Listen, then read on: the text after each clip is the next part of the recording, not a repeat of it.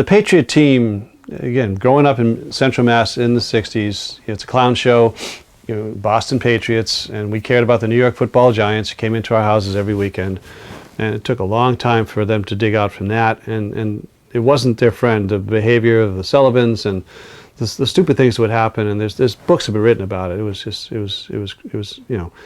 it's funny now to be in Boston and see that, like, sports talk radio is 24/7 football, even when there's no football.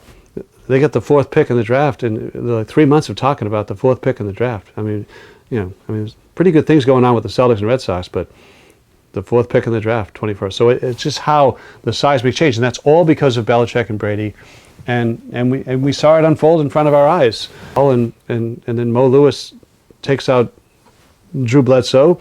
We get Tom Brady. Just what a run! And you look back at 17 division wins, and those were like, it was like signing up for gym class, win the division. I mean, it was helped by some incompetence within the division, but whatever. And you went to 9 Super Bowls, you went to like 12 or 13 AFC Championship games, just staggering. And I mean, who else can't keep track? I have them all on my wall over there. So there was Houston, in Atlanta, then there was Atlanta, and I just, LA, and that was in Houston. It's just, they all blend together. People don't have that experience if they live in Cincinnati or Detroit or Cleveland. It's like, which one was which? It's amazing, the level, and that they were really bookend dynasties with a little bit of but it wasn't horrible in between. It just wasn't Super Bowls, but it was still conference championships and rivalries with the Colts and the Broncos and all that. I mean, it's just hard to get your head around how much happened. And the sideline stories, Spygate, Deflategate. Deflategate's the greatest story of all time. People on banc and these, fanboy judges, and it was just so much. And, ideal gas law and PSIs and things that became part of the language from these stupid things that would happen. The Wells report in context, and it just, the Colts getting the rules changes so Ty Law wouldn't beat them up, and then he beats them up anyway, and breaks that would go their way. At the core of it, it's Tom Brady, he's it. Bill Belichick, he's it.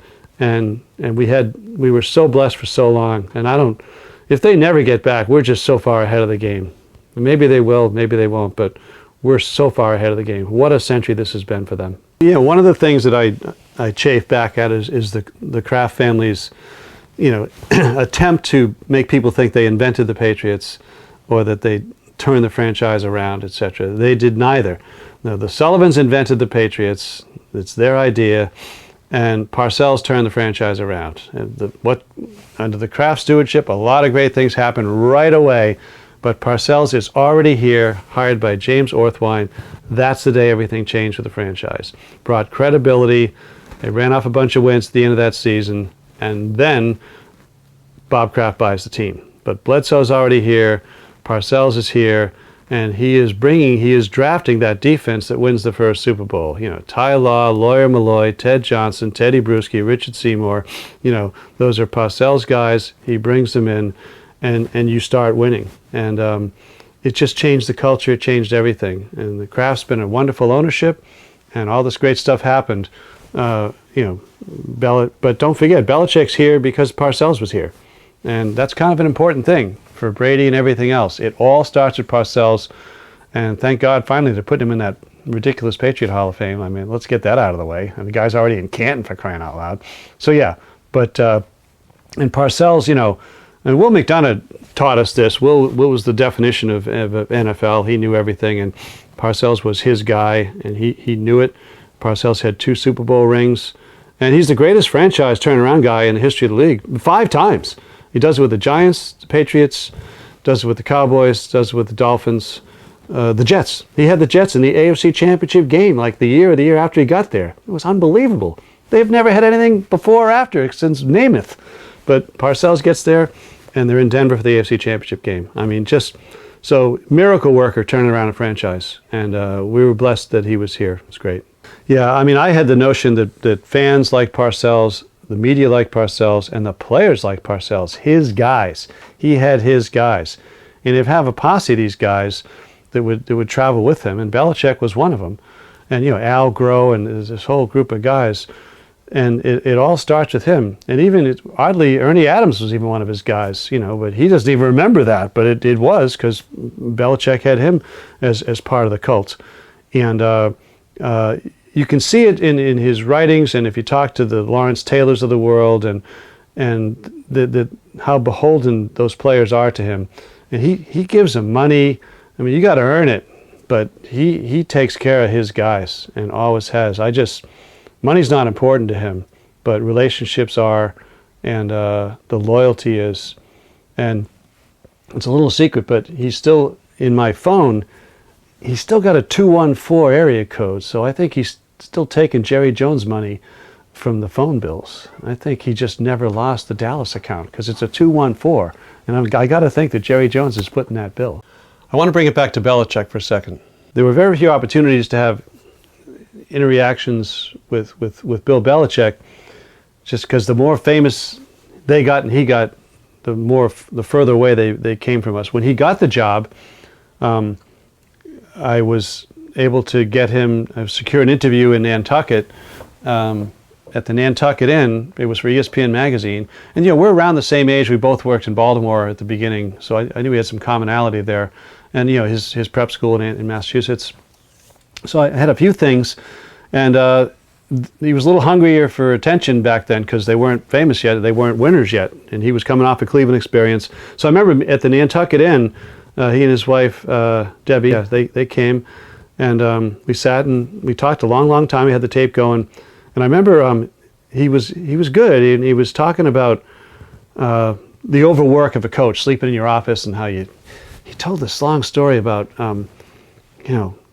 all week long, and you're sleeping in your office, and you're thinking about, I think it was Jerome Pathon or that, and all these things, and then Sunday comes around, and you get beat 31-6, and you think, what the hell was I thinking? What was I doing? So it was good, sort of introspection on his part, I thought. And at one point, he was demonstrating a defensive maneuver, and he stood up Debbie to use her as a prop. He was using salt shakers at first on the table, but then he stood Debbie up to explain this blocking scheme that he was doing, and so he was like basically blocking his wife. But I like the fact that he stood his wife up to make her a prop. I thought that was pretty good. And then his aide-de-camp, Berge, I knew him a little bit from the Jet days. I'd go down to do ESPN stuff for Parcells when Parcells was at the Jets. Got to know Berge, who had gone to BU, and Berge arranged a dinner at Amarin's, a Watertown restaurant, and the three of us had dinner at Amarin's. I remember that. I don't remember much about it, except Bill asking for forgiveness when things didn't go well and all this. Oh, that won't be any problem. Don't worry about it. And he was basically right. I mean, I pretty much took his side most of the time.